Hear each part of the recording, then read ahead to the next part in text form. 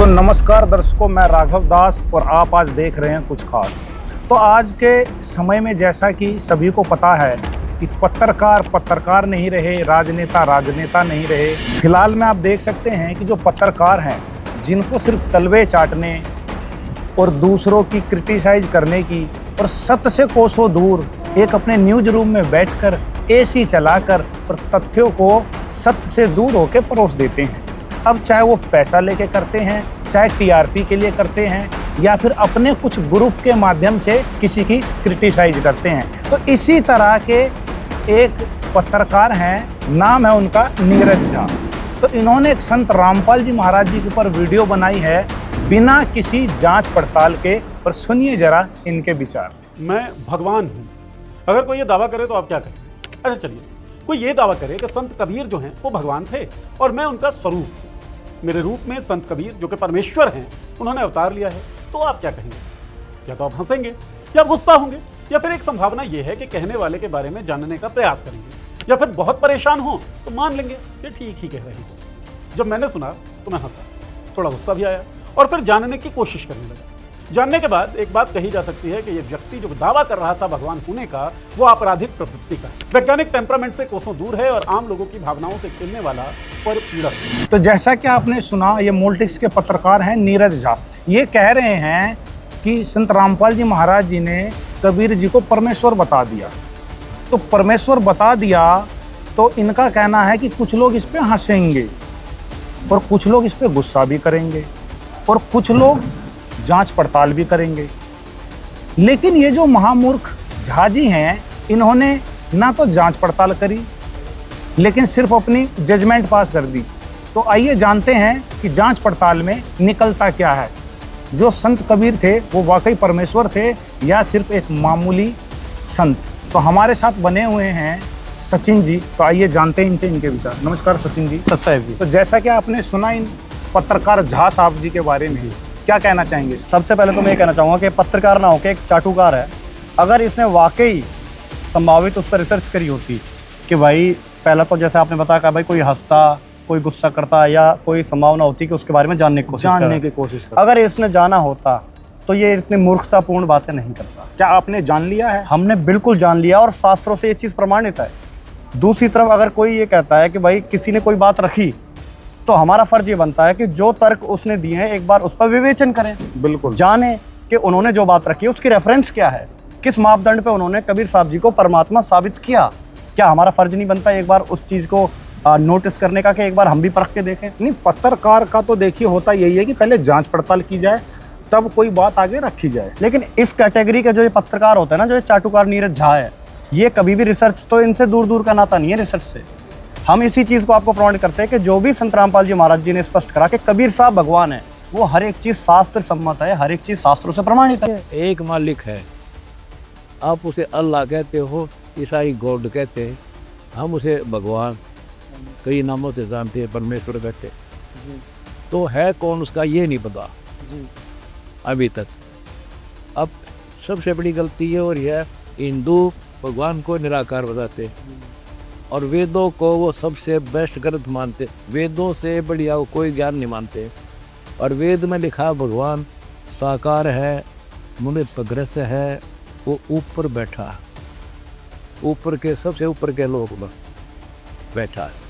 जैसे हमारे देश के प्रधानमंत्री के शरीर का नाम तो अन्य होता है और पद का नाम प्रधानमंत्री होता है, ठीक इसी प्रकार कबीर परमात्मा अर्थात कबीर देव सतलोक में सतपुरुष रूप में सिंहासन पर राजा के समान विराजमान हैं, जो कि चारों युगों सतयुग, त्रेता युग, द्वापर युग और कलयुग में सह शरीर प्रकट होते हैं। सतयुग में सत सुकृत कह टेरा, त्रेता नाम मुनीन्द्र मेरा, द्वापर में करुणामय कहाया, कल युग नाम कबीर धराया। कबीर परमात्मा सतयुग में सत सुकृत नाम से आए, त्रेता युग में मुनीन्द्र ऋषि रूप में आए, द्वापर युग में करुणामय नाम में आए तथा कलयुग के 49,106 वर्ष बीत जाने के बाद सन 1398 में कबीर परमात्मा आध्यात्मिक शिक्षा का केंद्र माने जाने वाली प्रसिद्ध काशी नगरी में अपने वास्तविक कबीर नाम से प्रकट हुए तथा वेदों में वर्णित परमात्मा की लीला के अनुसार कवियों की तरह आचरण करते हुए अपने तत्व ज्ञान का प्रचार दोहों कविताओं के माध्यम से करना प्रारंभ किया। दर्शकों, यहाँ आपको स्पष्ट कर दें कि जिस तरह तुलसीदास जी ने रामचरितमानस के बालकांड दोहा 143 की चौपाई 3 में वेद को वेद लिखा है। ठीक इसी प्रकार वेदों में परमात्मा का नाम कबीरदेव है, जिन्हें स्थानीय भाषा में संतों ने कबीर साहिब कहा है, तथा संस्कृत में कबीर को कबीर ही लिखा जाता है। यह संस्कृत के इन विद्वानों द्वारा ही लिखा गया है। दर्शकों, अब देखिए कबीर परमात्मा के ढेरों प्रमाण ऋग्वेद से। ऋग्वेद मंडल 9 सूक्त 31 मंत्र 2, ऋग्वेद मंडल 9 सूक्त 20 मंत्र 1, ऋग्वेद मंडल 9 सूक्त 96 मंत्र 17, ऋग्वेद मंडल 9 सूक्त 86 मंत्र 26, ऋग्वेद मंडल 9 सूक्त 82 मंत्र 2, ऋग्वेद मंडल 1 सूक्त 1 मंत्र 5, ऋग्वेद मंडल 1 सूक्त 11 मंत्र 4,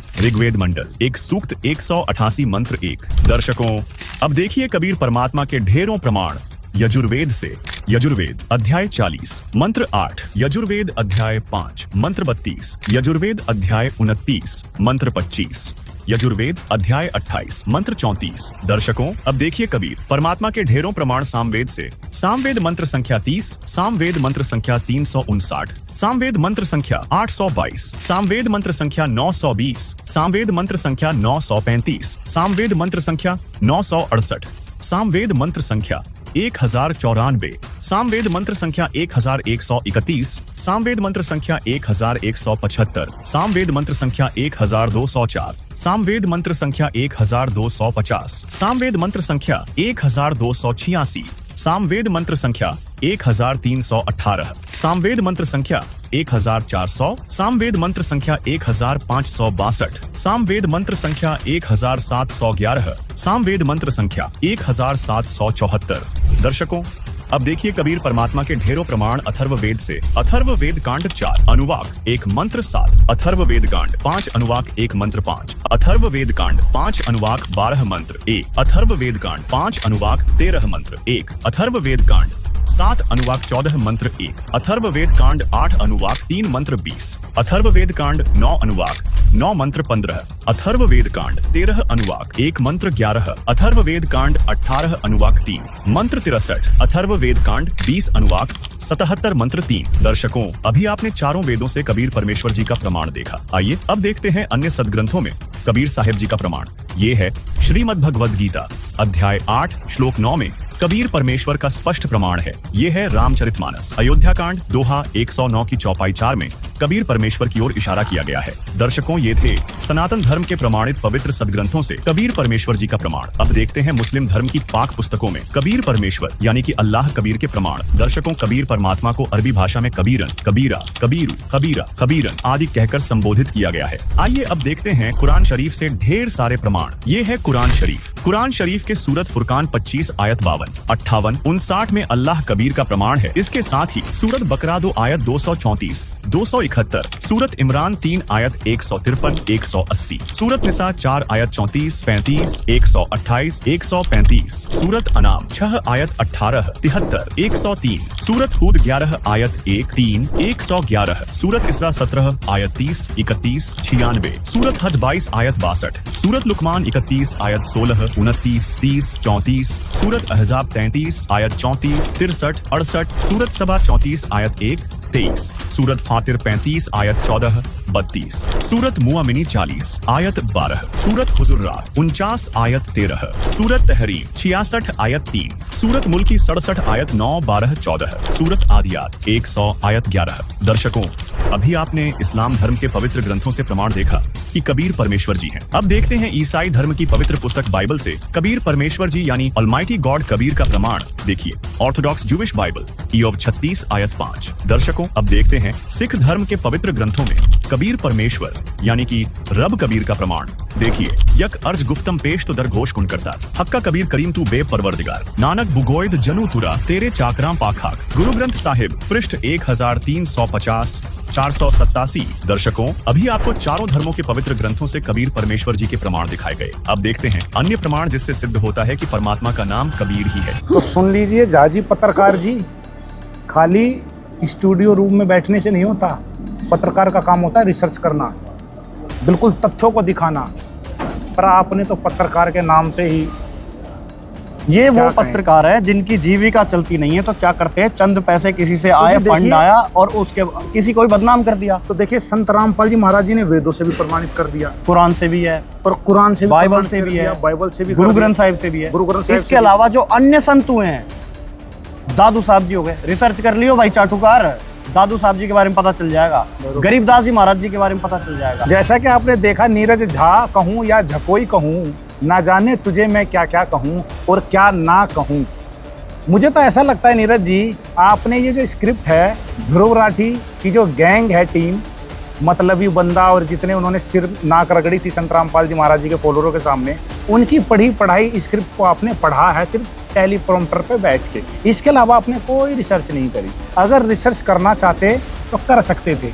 और ये एक संत रामपाल जी महाराज जी की बुक है, कबीर परमेश्वर, इसको पढ़िएगा, सारे प्रमाण इसके अंदर प्रमाणित करके दिए गए हैं। पर नहीं, आपको अगर तलवे ही चाटने हैं तो उसमें तुम क्या ही कर सकते हैं ना। वो तो इनका पैदाइशी पैसा होगा, बाप दादा भी यही करते होंगे। अगर थोड़ी बहुत भी बुद्धि होती तो इतना विचार होता कि अगर मैं किसी के ऊपर कोई टिप्पणी कर रहा हूँ तो पूरी रिसर्च कर लूँ, कहीं ऐसा ना वापस मुझे थूक के चाटना पड़ जाए। अब वो हालत है इनकी। तो जैसा कि दर्शकों अभी आपने देखा, इनके जो पहले तथ्य थे वो बिल्कुल धराशायी हैं। अब देखते हैं इनके दूसरे विचार। निचली अदालतों के द्वारा हत्या के मामले में दोषी करार ये व्यक्ति है रामपाल। सोशल मीडिया पर अलग लेवल का बूम है इसका। तो जैसा कि आपने सुना, इन चाटुकार, पत्रकार और इन झा और झकोई में इन्होंने क्या कहा। इन्होंने कहा कि संत रामपाल जी महाराज जी को कोर्ट ने हत्या के मामले में दोषी करार दे दिया। ये पुरानी स्क्रिप्ट इन्होंने सुन ली होगी कहीं से। भाई नया भी पढ़ लिया करो, कुछ अपडेट भी रहा करो। संत रामपाल जी महाराज जी को चंडीगढ़ हरियाणा हाई कोर्ट ने 2025 में जो हत्या के मामले में सेशन कोर्ट ने दोषी करार दिया था, उस पर स्टे लगा दिया, उसको निलंबित कर दिया और संत रामपाल जी महाराज ये बाहर हैं। तो पीछे जो सेशन कोर्ट ने दबाव में सजा सुनाई थी उसको तो आपने मान लिया, पर हाई कोर्ट वाली जो सच्चाई थी उसको आप तलवे चाट के निगल गए। तो जरा उसको भी बताते, और नहीं बताते तो ये देखिए प्रमाण। FIR नंबर 429/2014 और FIR नंबर 430/2014, इन मामलों में जिला अदालत ने सजा सुनाई थी, उसको माननीय हाई कोर्ट चंडीगढ़ ने सस्पेंड कर दिया। अब देखिए सबसे बड़ा प्रमाण, जिसे समझकर आप हैरान रह जाएंगे। वर्ष 2014 की पूरी घटना की नींव क्या थी? वर्ष 2006 का विवाद, जब 2006 के उन मुख्य मुकदमों में ही संत रामपाल जी महाराज निर्दोष साबित हो चुके हैं, तो 2014 में उन पर हुई कार्रवाई का आधार ही खत्म हो गया।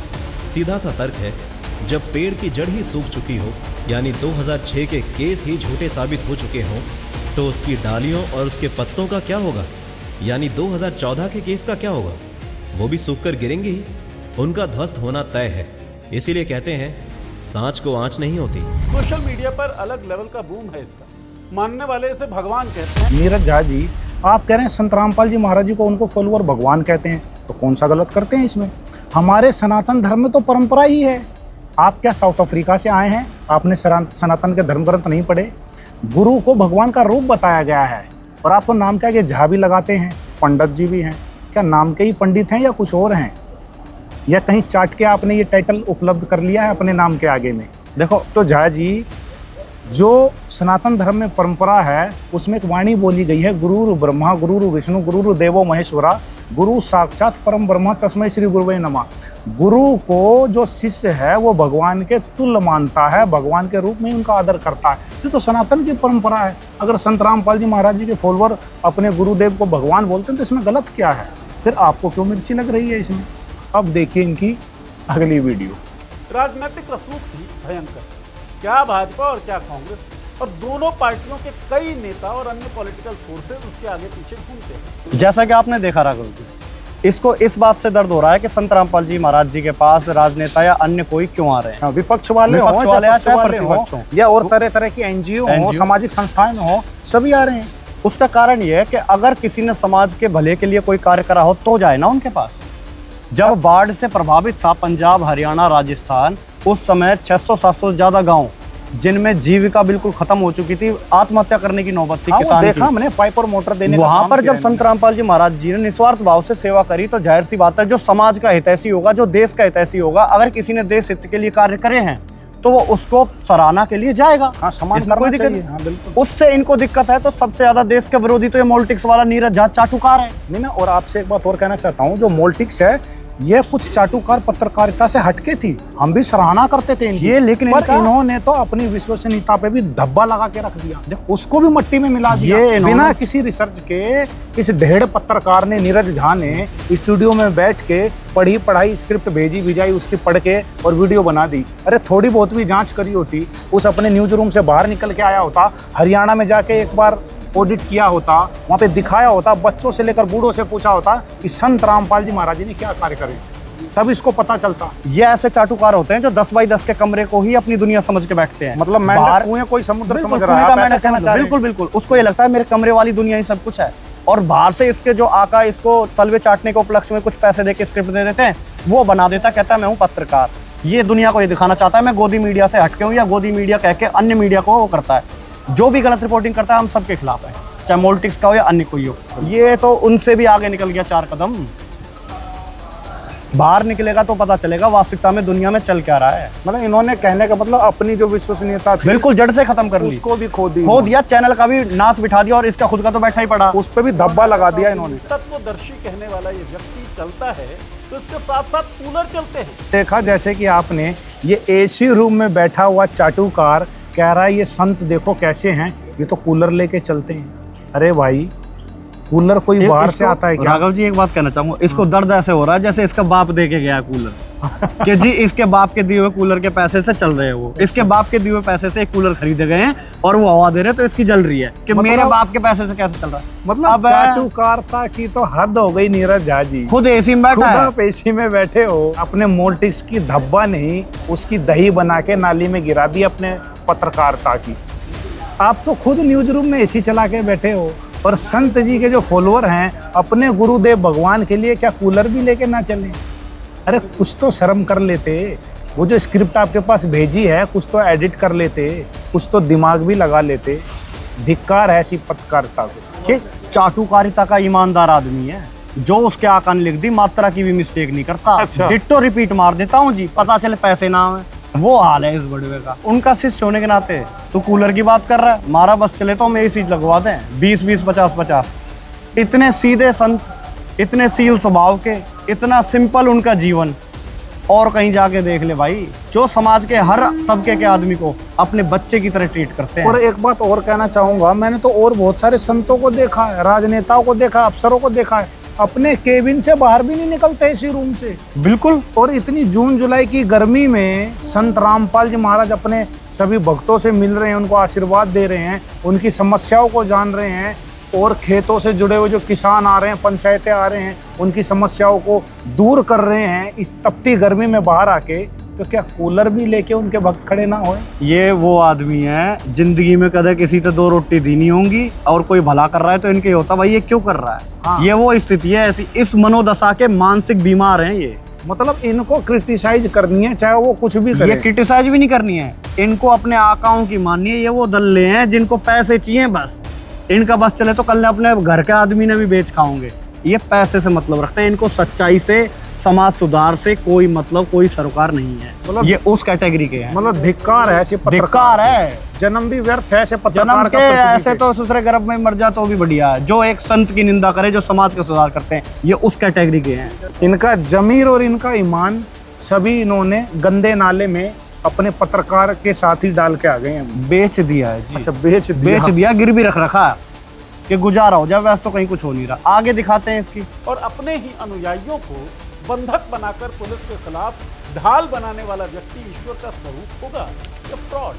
जैसा कि अभी आपने इस चाटुकार के, इस ढेड़ के मुंह से सुना, कह रहे हैं कि संत रामपाल जी महाराज जी ने अपने ही अनुयायियों को बंधक बनाया। अरे कौन सी दुनिया में हो तुम, कौन सी दुनिया में जी रहे हो? कुछ पढ़ते भी हो, कुछ जानकारी भी लेते हो, या खाली पत्रकार का टैग लगा के न्यूज रूम में बैठ के बकवास करते हो? संत रामपाल जी महाराज जी, संत रामपाल जी महाराज जी को ऑनेबल कोर्ट ने बाइज्जत बरी किया है बंधक बनाने के मामले में। कौन सी दुनिया में हो आप? FIR नंबर 427/2014 संत रामपाल जी महाराज और उनके अनुयायियों पर संगत को बंधक बनाने का आरोप लगाया गया।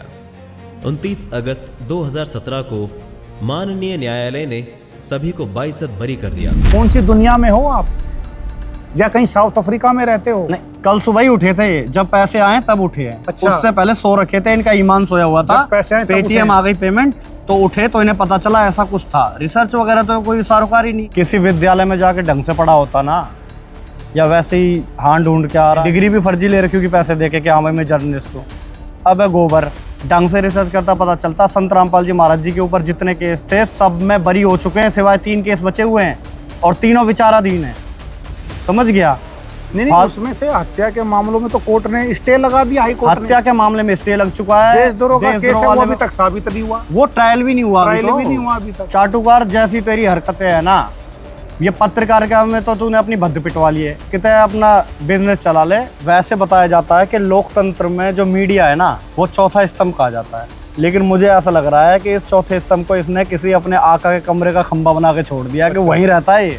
लोकतंत्र में काम नहीं आता, अपने आके कमरे में घूमता रहता है। बेड के 4 पिलर का वही एक एक पिलर बन गया है वो। अपने लोकतंत्र का नहीं है, अपने आका के पिलर, वहाँ का पिलर बन चुका है। और आगे आगे देखिए जरा ये और इनके विचार। शिष्यों में से एक कृष्णदास ने बाद में शैतान बना भगवान नाम की किताब लिखी, जो इस पूरे जूनियर इंजीनियर से एक गॉडमैन बनने की कहानी को बयान करती है। ये किताब बताती है कि रामपाल का भगवान बनने का सफर कोई आध्यात्मिक यात्रा नहीं थी, बल्कि एक सोची समझी रणनीति थी, स्ट्रेटजी थी।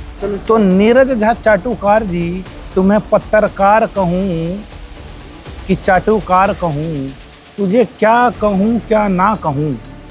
तो आपने जो एक किताब दिखाई कि संत रामपाल जी बने शैतान, ये पुस्तक में आपने बहुत सारे प्रमाण देखे, बहुत सारी रिसर्च करी, इसके लिए आपका धन्यवाद। लेकिन चाटुकार जी, संत रामपाल जी महाराज जी ने ज्ञान गंगा पुस्तक लिखी है, कबीर परमेश्वर लिखी है, जीने की राह लिखी है, गीता तेरा ज्ञान अमृत लिखी है, उनकी वेबसाइट पे पुस्तकें भरी हुई है, इतनी सारी लिखी है, उस पर आपकी नज़र नहीं गई।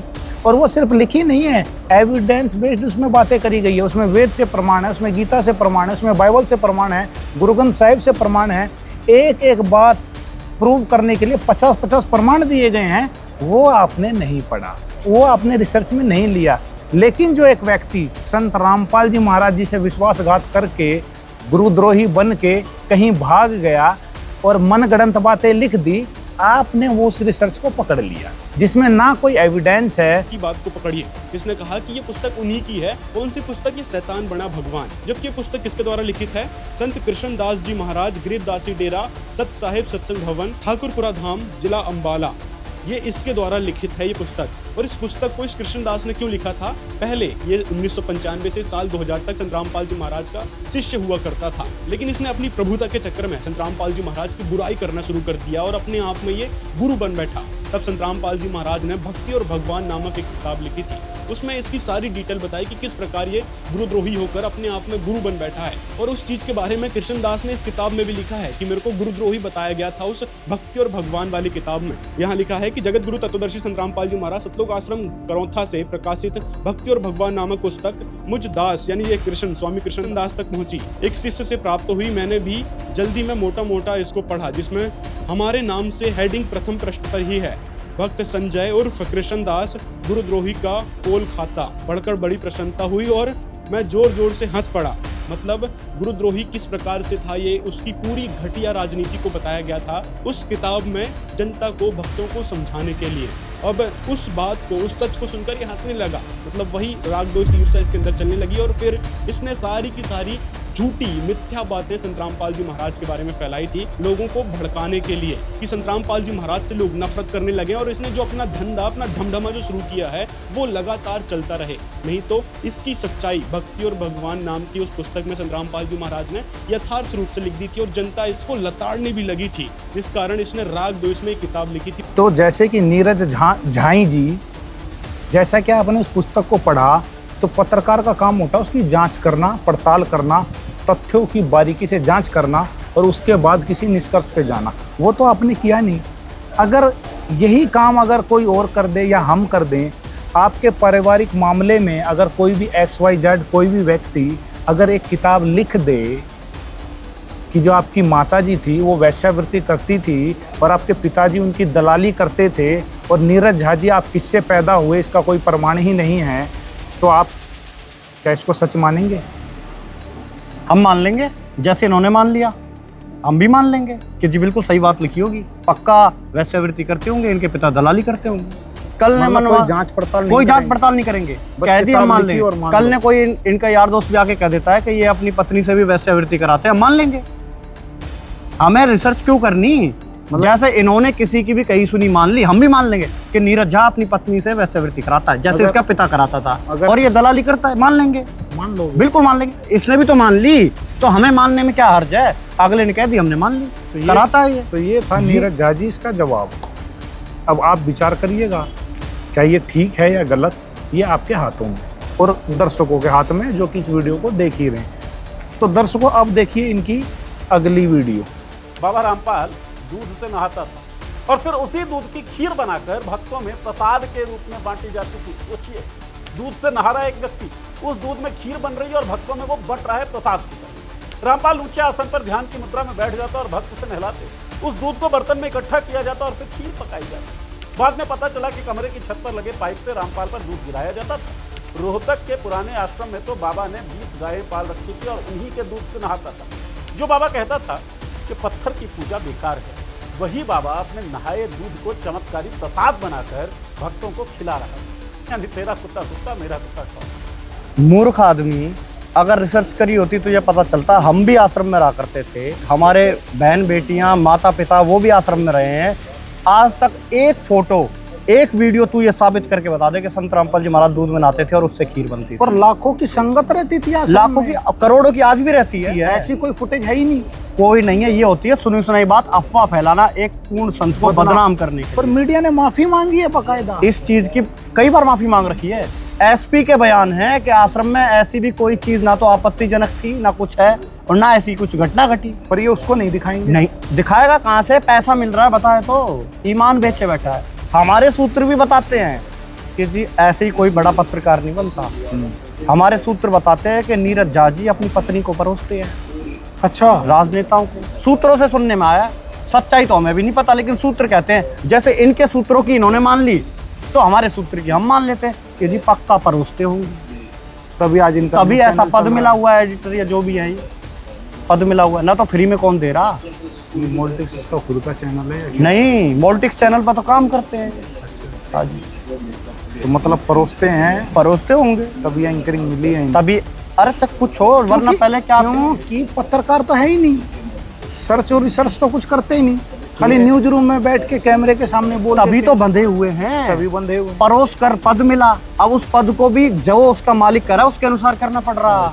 दयानंद सरस्वती की किताब सत्यार्थ प्रकाश पर टिप्पणी करते हुए रामपाल ने दयानंद सरस्वती को गंजेड़ी, भंगेड़ी, नशेड़ी ये सब कुछ बोल दिया। समाज सुधार का तो आसपास भी नहीं, स्वयं भांग खावें, पीवें, तम्बाकू सूंघे, अबरक, पारे की गोली खावें, तम्बाकू खावें। रामपाल ने इस किताब की व्याख्याओं को सिरे से गलत बता दिया। आर्य समाज के लिए यह किताब पवित्र ग्रंथ की तरह है। और अब ये बात करते हैं सत्यार्थ प्रकाश की, राघव जी।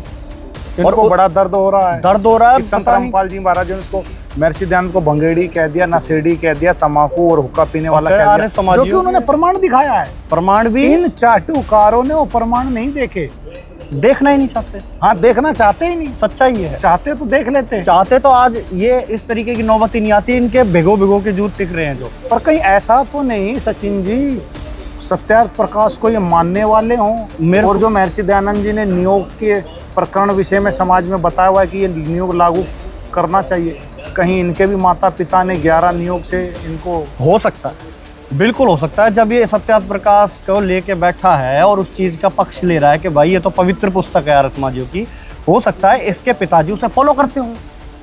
और देखो जैसे नियोग वाली परंपरा भी मान ली होगी, नियोग वाली मानी होगी, तो ये 11-12 पुरुषों से संबंध बना के मेरे ख्याल से इकलौता यही पैदा हुआ होगा फिर तो। विचारों से तो ऐसा ही लगता है। क्योंकि बुद्धि नहीं है।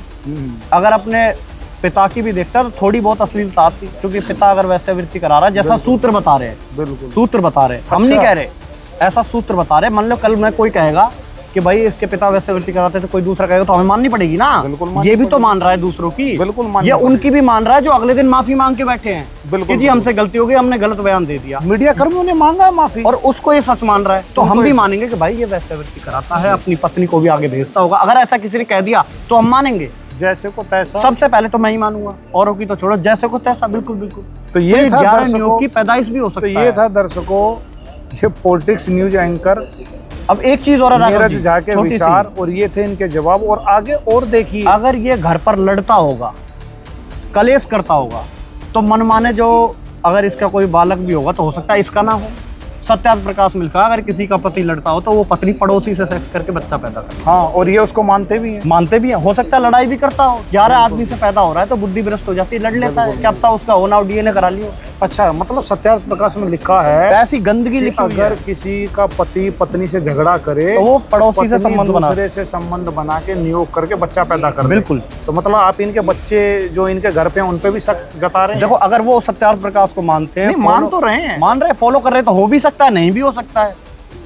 हम कोई आरोप नहीं लगा रहे किसी पे, लेकिन संभावना है, संभावना हो सकती है। जैसे ये कह रहे हैं ना कि संभावना है अच्छा, कि संतराम, ये तो दावा कर रहे हैं। दावा कर रहे हैं तो हम तो फिर भी संभावना लगा रहे हैं, दावा हम नहीं कर रहे। वो तो अपना डीएनए करा लेगा, पता चल जाएगी, ठीक। शंका होगी तो अगले को। तो ये चीज है। इनके विचार। अब आगे और देखिए। रामपाल 12 फुट ऊंचे बुलेट प्रूफ सिंहासन पर बैठकर भक्तों को प्रवचन देता था। तत्वदर्शी संत जो हैं बुलेट प्रूफ पर बैठे थे। इस बुलेट प्रूफ केबिन में हाइड्रोलिक लिफ्ट भी लगी थी, जिसके जरिए बाबा सीधे केबिन में पहुंचता था। चारों तरफ कैमरे थे। आश्रम में करीब 100 मीटर लंबा गुप्त तहखाना था, जिसे इस तरह बनाया गया था कि वो किसी को दिखाई न दे। किसी तहखाने से रामपाल कभी कभी भक्तों के बीच इस तरह प्रकट होता था कि लोग उसे मायावी समझ लेते थे। तो नीरज झा, झाई जी, आपको इस बातों पे क्या कहूं और क्या ना कहूं। आपने सचमुच में चाटुकारिता की हद ही कर दी। एक तत्वदर्शी संत के बुलेट प्रूफ कैबिन में बैठने से आपको इतनी आपत्ति है, तत्वदर्शी संत के, लेकिन आपने भगवान राम के ऊपर कभी इस बारे में सोचा? भगवान राम तो भगवान थे, तो वो पूरी सेनाएं लेके क्यों घूमते थे? वानरों की सेना, हनुमान जी की सेना, सुग्रीव की सेना, वो किस लिए लेके घूमते थे? नीरज झा, चाटुकार जी, वो सेना का क्या करते थे? वो तीर कमान लेके क्यों घूमते थे? क्या उसकी अगरबत्ती बना के दिखाते थे? शरीर रक्षा के लिए तो करते होंगे। वो जायज, वो भगवान, ये आप मानते हैं ना? नहीं मानते? श्री राम जी को भगवान मानते हैं ना? जब पोंगा पंडित है मानता होगा।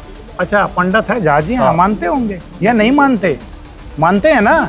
लेकिन तत्वदर्शी संत एक बुलेट प्रूफ कैबिन में बैठ जाए, उससे आपको आपत्ति है।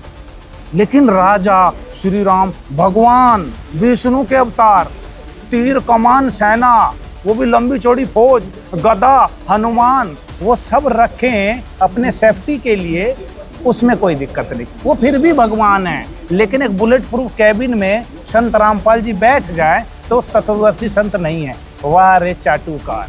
देखिए दूसरा ये आरोप लगाता है कि जी गुफा या फिर वो टनल वगैरह था, तो ऐसा है मूर्ख, आज भी आश्रम खुला हुआ, आके देख ले कहाँ था। अपना अगर तुझे लगता है चेंज कर दिया होगा तो सर्वे टीम लेके आ जा, तेरी बुद्धि के कुछ पट खुल जाओगे। समझ में आ गई? इसी तरह देखिए इनकी अगली वीडियो। 2009 में सुप्रीम कोर्ट के आदेश के बाद करौथा आश्रम रामपाल के ट्रस्ट को वापस मिल गया, लेकिन रामपाल और चैनो सुकून का कोई खास रिश्ता शायद था नहीं। तो जैसा कि देखना है, चाटुकार खुद अपने मुंह से कह रहा है कि सुप्रीम कोर्ट ने संत रामपाल जी महाराज जी को करौथा आश्रम उनके सुपुर्द कर दिया, उनको दे दिया। अरे चाटुकार, इसी बात से समझ लेता कम से कम कि जब सुप्रीम कोर्ट ही इनको आश्रम दे रहा है तो कोई आपत्ति नहीं होगी, कोई दिक्कत नहीं होगी, कोई ऐसा वहाँ पे कोई घटना नहीं घटी होगी कि जिससे कोर्ट को या शासन प्रशासन को किसी प्रकार की कोई दिक्कत हो। जब सुप्रीम कोर्ट ने ही उनको दे दिया तो चाटुकार जी उर्फ मतलब कोई कार जी, आपको तो कोई आपत्ति नहीं होनी चाहिए। 12 मई 2013 को एक बार फिर से रामपाल के समर्थकों और आर्य समाज के लोगों के बीच करौथा में जबरदस्त हिंसा हुई। तो दर्शन के दौरान भीड़ ने कई वाहनों को आग के हवाले कर दिया। रोडवेज की 2 बसें, एक एम्बुलेंस और शराब का ठेका जलाया गया। पुलिस ने लाठीचार्ज किया और आंसू गैस के गोली छोड़ी। दोनों तरफ से फायरिंग हुई। इस हिंसा में गोली लगने से 3 लोगों की मौत हो गई, 100 से ज्यादा लोग घायल हुए। चाटुकार उर्फ कार जी, ये जो आप कह रहे हैं भीड़ ने हमला किया, जब सुप्रीम कोर्ट ने संत रामपाल जी महाराज जी को आश्रम दे दिया था तो जो आपके नियोगी भाई थे आर्य समाजी, उनका नाम लेने से आप क्यों कतराते हो? आपके जो नियोग से उत्पन्न आपके भाईगण थे, उन्होंने हमला करवाया था, उन्होंने बरगलाया था लोगों को, उनका आप नाम ही नहीं ले रहे हो। तो जब सुप्रीम कोर्ट ने दे दिया तो आपके आर्य समाजी नियोगी भाइयों ने हमला करवाया था, ये बात आप क्यों नहीं बताते? वो नहीं बता सकते ना, चोर चोर मुसेरे भाई, वो भी नियोग की पैदाइश, वो भी नियोग की पैदाइश, तो अपना एक नाम दूसरे की कैसे बदनामी कैसे करें? अच्छा, तो बचाएगा तो सही, एक नियोगी दूसरे ने बचाया करा है, ये इनके खून में है। और हिंसाओं के बाद भी रामपाल के भक्तों की संख्या घटी नहीं, बढ़ती रही। हर बार जब पुलिस उसके पास पहुंचती, भक्त उसके ढाल बनकर खड़े हो जाते। हर गिरफ्तारी की कोशिश एक नई भीड़ को जन्म देती। रामपाल के खिलाफ 2013 की करौंथा हिंसा के बाद जब रामपाल बरवाला के सतलोक आश्रम में शिफ्ट हो गया, तो भक्त भी उसके पीछे पीछे वहां पहुंचे। तो चाटुकार उर्फकार जी संत रामपाल जी महाराज जी पे जो इतने सारे शासन प्रशासन और ये नकली आपके नियोगी भाई यार समाज जो हमला करवा रहे थे, इसके बाद भी आप खुद ही कह रहे हैं इनकी फैन फॉलोइंग जो थी वो घट नहीं रही थी, बढ़ रही थी। क्योंकि आपके तरह नाली में मुंह दे के वो कहीं से सुनी सुनाई बातें नहीं करते थे, वो तथ्य और सत्य को देखते थे और संत रामपाल जी महाराज जी से जुड़ते थे। और वही आज हो रहा है। संत रामपाल जी महाराज जी की फैन फॉलोइंग दिन प्रतिदिन दिन दुगनी और रात चौगुनी करती जा रही है। तो इससे भी अंदाजा लगा लिया करो कुछ। दरमियान रामपाल ने कम से कम 42 बार कोर्ट के समन को टाला। कभी बीमारी का बहाना, कभी भक्तों का दबाव, कभी वीडियो कॉन्फ्रेंसिंग की मांग। पंजाब और हरियाणा हाईकोर्ट बार बार उसे पेश होने का आदेश देती रही, लेकिन रामपाल टस से मस नहीं हुआ। अब चाटुकार ढंग से रिसर्च करी होती तो पता चलता है। तू कह रहा है संत रामपाल जी महाराज कोर्ट के समन को इग्नोर करते गए। संत रामपाल जी महाराज जी ने तो जज से ये तक कह दी थी, अगर मैं दोषी हूँ तो सजा सुना दे, नहीं हूँ तो बाइज्जत बरी कर दे, रिश्वत नहीं दूंगा। क्योंकि उस समय का जो जज था वो 30 लाख रुपए रिश्वत मांगा था कि महाराज जी आपके केस में कोई दम नहीं है, आप 30 लाख रुपए दे दो, हम बरी कर देंगे। और संत जी ने इसके ऊपर किताबें भी लिखी थी। संत रामपाल जी महाराज जी ने इसमें 5 किताबें लिखी। भ्रष्ट जज कुमार पर, न्यायालय की गिरती गिरमा, सच बनाम झूठ, ब्लैक स्पॉट ऑन जुडिशरी और सरासर अन्याय। लेकिन इस अंधे को नहीं दिखेगा। क्यों? इसको तो पैसे आ रहे हैं ना। सुनी सुनाई वो वाली बात है, परोसे जाओ कमाए जाओ। इन्हें तो भैया दल्ला आदमी है, धन चाहिए। चाहे वो कैसे दल्ला आदमी धन चाहिए, चाहे परोस के मिला है तो वो वाला काम है। इसका ईमान वगैरह बेच चुका है, घर वालों ने बेच देगा तो क्या आट आ रही है। नहीं, कोई जिसने ईमान बेच दिया तो घर वालों में बेचने में कितनी देर लगेगी? 2 कौड़ी का आदमी एक बार न्यू भी तो पढ़ लेता, मना क्यों करी थी। आज वर्तमान में 70% 60 से 70% आदमी वो हैं जिन्होंने कोई क्राइम नहीं कर रखा और जेल में सड़ रहे हैं, और जो क्राइम करते हैं वो बाहर आंट रहे हैं। इतना तो तुझे भी पता होगा, इतना अगर तू अपने आप को पत्रकार मानता होगा तो। संत रामपाल जी महाराज बोले अगर इस समाज को सुधारना है तो इसकी जड़ ही ठीक करनी पड़ेगी, और जड़ है हमारा संविधान, न्याय व्यवस्था। अगर आदमी को किसी को न्याय मिलने में ही 20-20 साल लग जाते हैं, कई केस देखे नहीं क्या, 20 साल जेल काट ली, उसके बाद पता चल रहा है भाई इज्जत बरी हो गया। क्यों? गलत आरोप था, गुनाह किसी और ने करा, सजा कौन काटा है। और अभी भी वर्तमान में बहुत सारे ऐसे हैं जिनका ट्रायल शुरू नहीं होता, 5-5, 10-10 साल उनको वैसे ही रगड़ दिया जाता है। उनकी जवाबदेही किसके पास है? सेशन कोर्ट सजा सुना देता है, हाई कोर्ट बरी कर देता है, तो दोनों में एक जज तो दोषी है। तेरी इतनी औकात नहीं है, तू उनसे ये सवाल कर ले कि इसको सेशन कोर्ट ने सजा सुनाई थी, हाई कोर्ट ने बरी करा, या सेशन कोर्ट ने बरी कर दिया, दोबारा केस हुआ तो हाई कोर्ट ने सजा सुना दी, दोनों में से कौन सा जज करप्ट है? तेरी औकात है तो बोल के दिखा देना।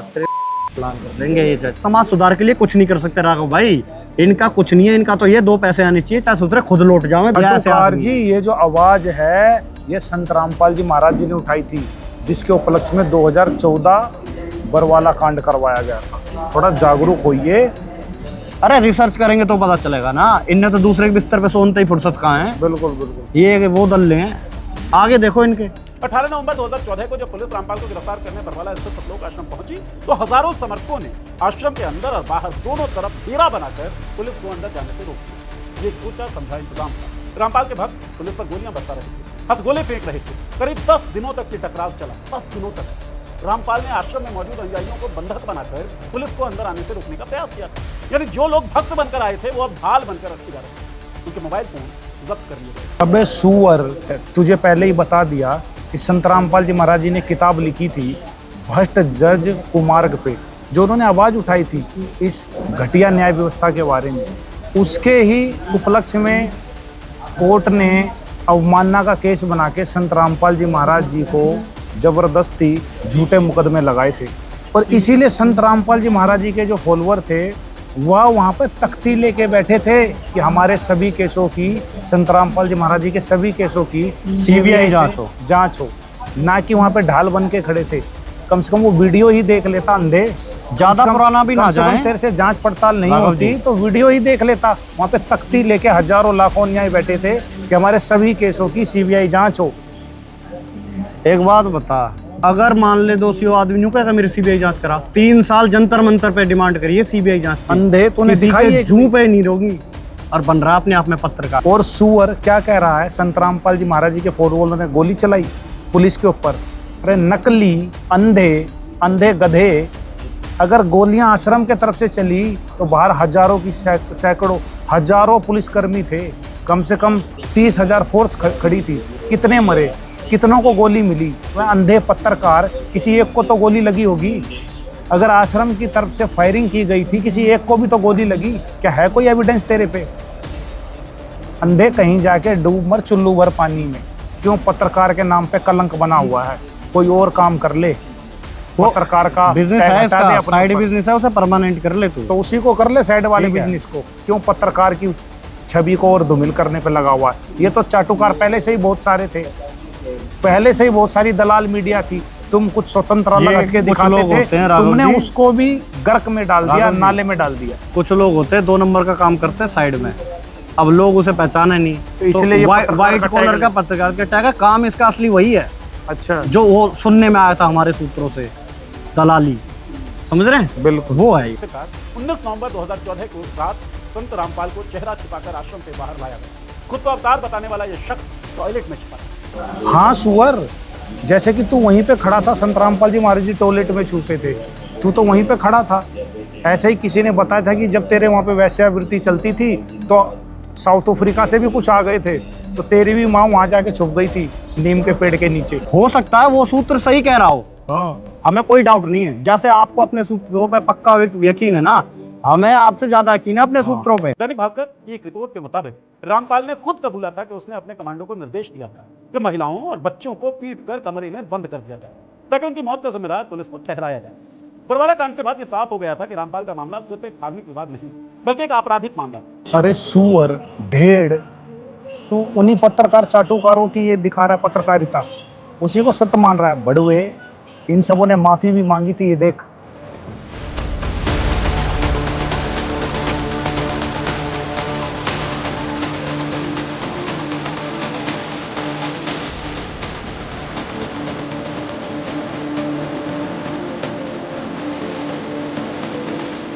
सबके माफीनामे देख। रिपोर्टर भी आया था संत रामपाल जी महाराज जी के आश्रम, वो भी देख। और वो सच्चाई देख। जब महाराज जी ने कहा कि इतना झूठ दिखा लिया, अब तो सच्चाई दिखा ले, तो बोला हाँ महाराज जी अब सच्चाई दिखाऊंगा। आओ जी, अपना सुनील मानू जी, मैं दैनिक जागरण में आपका पर काफी मैंने खबरें स्वागत करता हूँ। धन्यवाद। स्वागत तो आपका है जी, आप समाज को एक नई दिशा दे रहे हैं। ठीक है, धन्यवाद आपका। और एक और थी गुरु जी के भगवान दास थे DSP, जब प्रकरण शुरू हुआ ना आपका इशार वाला, तो बताते थे कि आप लोग में थे, तो उन्होंने कुछ आपके साथ मिसबिहेव वगैरह किया, किया कि भाई मारने जो मंत्र मारने हैं, और लास्ट में आपने उनको एक चीज की थी, बतरा नाश होगा। मैंने ये नहीं कहा, तेरे कर्म आप मिल जाएंगे थे ना, तो बाकी उसने यहाँ तक कही थी कि मैं तेरा फांसी लुआऊंगा। हाँ जी, तेरा बराबर पे खड़ा हुए गवाही दूंगा। हाँ, वो बता रहा था हमारे बोला भगवान तो बड़ा होगा तो फांसी दे देगा, बाकी मेरे कर्म। उसने जैसे ही हुआ ना प्रकरण में DSP बन गया, तो उसके बाद में वो आया एक दिन नारनौंदे, वो पहले नारनौंदे इंस्पेक्टर होता था जी। तो उसने फोन कराया, भाई मान साहब कहाँ पे हो? मैं ऑफिस में ही हूँ, आता हूँ, बुला जाओ, 2-3 साथियों ने लिए। तो उसने सारी घटना बताई थी, और जैसे उसने बताई तो पुलिस ने ऐसे गया, मत ठीक है।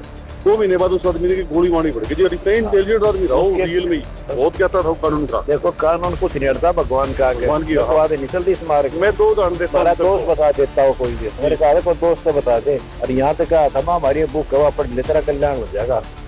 आखिर में वो इतना नर्व हो गया था, वो कहाँ में लगी क्या बाउड़े आश्रम के अंदर है। वो दूसरा बोला जी वो पड़ी चूड़क नीचे हुए हैं, मैं तो लाल का ठोकर मारो, सारा बेड़ा ग्रहण हो जाएगा। ये सब मेरी तरफ से कई बार जैसे लोग बैठे होते हैं, डिबेट होती है, और जैसे जिक्र आ जाता है आपका बीच में, तो मैं 2 उदाहरण देता हूँ। मेरे पास 2 उदाहरण सबसे बड़े उदाहरण है। बिल्कुल। एक तो शराबी वाला जो बलबीर जी होते शेरनी में घर से निकल के दारू पी के निकलते, बता। और जैसे आपकी शरण में आए तो 2 आदमी ने दारू छोड़ दी। करोड़ों ने छोड़ रखी है, करोड़ों ने। बिल्कुल, मेरे सामने तो सबसे बड़ा उदाहरण है जी।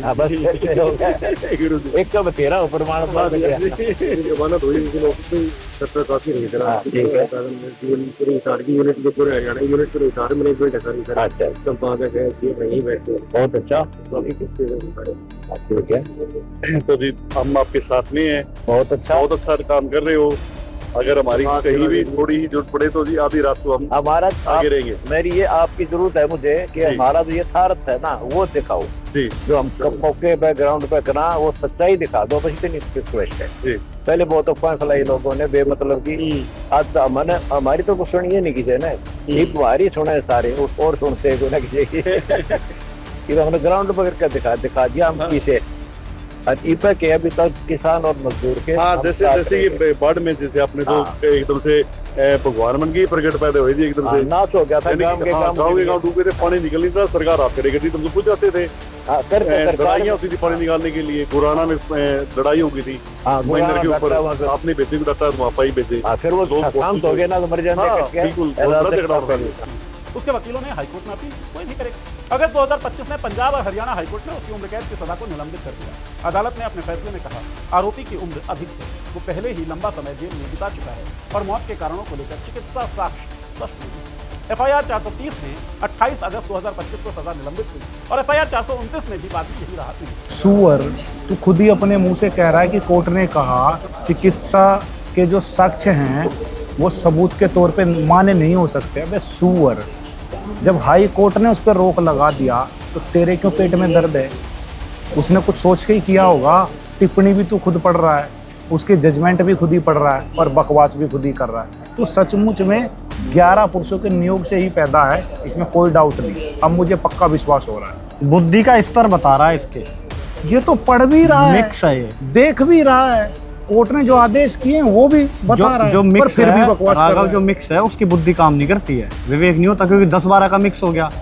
पर्टिकुलर अगर एक का काम भी कर जाएगा तो दूसरे का वो ना करन दे, वो नहीं करने देगा। वो आपस में लड़ते रहे इनके कीड़े। बिल्कुल सही कह रहे हो आप, बिल्कुल सही कह रहे हो। ठीक, याद रखना जरूरी है कि सजा का निलंबन इसका मतलब बरी होना नहीं। ये सिर्फ इतना है कि अपील का फैसला आने तक रामपाल को जेल से बाहर रहने की अनुमति। अबे सुअर, अगर सजा का निलंबन इस बात का प्रूव नहीं है कि वो बाजियत बरी हैं, तो सुअर इस बात का भी प्रूव तो नहीं है कि वो दोषी हैं। है इस बात का प्रूफ? अगर सजा को हाईकोर्ट ने निलंबन कर दिया, अगर वो बरी का सबूत नहीं है तो क्या दोषी का सबूत है? सचमुच में तू नियोग की ही पैदाइश है। तू अच्छी चीज़ देख के भी तेरे समझ में नहीं आ रही, क्योंकि जो अलग अलग की पैदाइश है, एक अगर बुद्धि में काम करने दो तो दूसरा अड़ा के बैठ जाता है। तेरी गलती नहीं है, तेरी कोई गलती नहीं।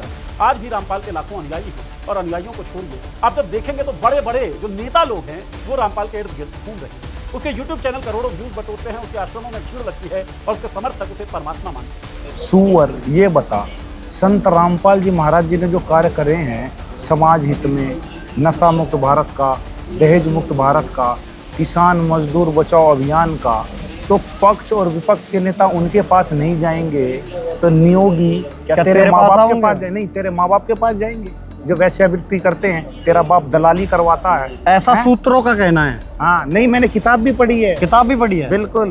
क्या उनके पास जाएंगे राजनेता? उनके पास जाएंगे क्या? भड़वे, कुछ शर्म कर और थोड़ी पत्रकारिता की कुछ तो रख ले। आने वाली जनता तुझे जूतों से मारेगी, नहीं तो वो दिन अब ज़्यादा दूर नहीं है। और तू खुद ही कबूल रहा है कि संत रामपाल जी महाराज जी के फॉलोअर बढ़ रहे हैं। अगर संत रामपाल जी महाराज जी के फॉलोअर बढ़ रहे हैं और तेरे इस चाटुकार पत्रकार कोई अगर टकरा जाएगा तो उसका क्या हाल होगा वो तुझे भी पता है। तो चेतावनी भी समझ और इसको एक समझदारी भी समझ, बाकी तुम्हारे हाथ में। सीधी सी बात इतनी है, भविष्य में कभी भी किसी के ऊपर भी अगर वीडियो बनावे या पत्रकारिता करे, वैसे तो तेरा पैसा है ही नहीं, तेरा पैसा तो दूसरा है, पत्रकारिता के गुण कहाँ से आऊंगे? वो तो दूसरा पैसा है, इसका साइड बिजनेस कुछ और है इसका। अरे परमानेंट बिजनेस ही है, साइड बिजनेस इसने पत्रकारिता रखा हुआ ब्लैक को व्हाइट करने का। अब ब्लैक तो परोस के आ रहा, सूत्रों ने कहा है। तो आगे से कोशिश नहीं, मैंने तो किताबें भी पढ़ी हैं। किताबें पढ़ी है। अब मेरे ख्याल से आपसे खो भी गई होंगी, मिलना मुश्किल है। इनके जो माता, वो तो कहना पड़ता है सम्मान में, उनके जो कुकर्म थे और ये जहाँ से पैदा हुआ और जो बाप ने इसके दलाली करी है वो किसी से छुपी हुई थोड़ी है। हमारा सूत्र, मेरे को तो सुनने में आया था कि आजकल अपनी पत्नी से भी करा लेते हैं, कई बार करा लिया होगा। पैसे का भूखा कुछ भी कर सकता है, कुछ भी करवा सकता है। जिस प्रकार हमारे सूत्र बता रहे हैं, अगर चाहते हो कि ऐसे सूत्र ना बताएं, आगे से वीडियो बनाओ या कोई चीज समाज के सामने रखो तो पूरी रिसर्च पूरे तथ्यों के साथ रखना, वरना याद रखना जैसे तेरे सूत्र होंगे तो वैसे हमारे भी उससे खतरनाक हमारे भी सूत्र होंगे। फिलहाल तो आप सिर्फ परोस रहे हो, आगे मनमाने क्या से क्या हमारे सूत्र बता देंगे, कान के पर्दे फट जाएंगे, मनमाने वेंटिलेटर पे चला जाएगा सदमे में, अगर सच्चाई बता दी सूत्रों की तो। और समझ गया। और स्क्रिप्ट पढ़ते हुए आपको पसीने भी आ जाएंगे और हो सका है नीचे से पैंट वगैरह गीली भी हो सकती है, आगे से ध्यान रखना।